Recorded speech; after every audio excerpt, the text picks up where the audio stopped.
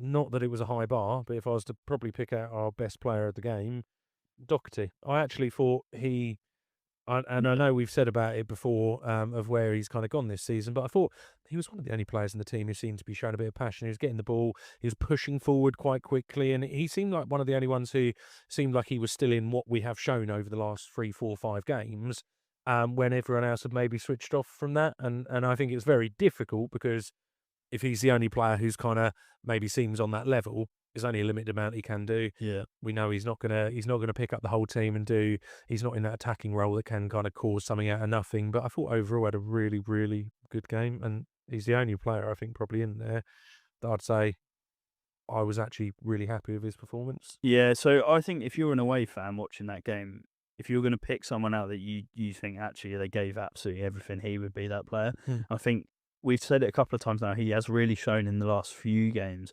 why he is the captain of our club because he works so hard.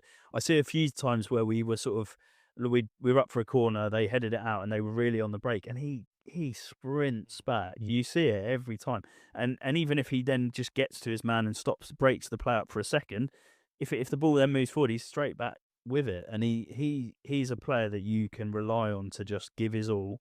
Like you said, if you're a fan watching that from the stands, all you can ask for is for players to give it 100%. I'm not saying the players don't; they all do, but you can really see it with Doherty. Mm. Out of all the players, he's one that is tenacious.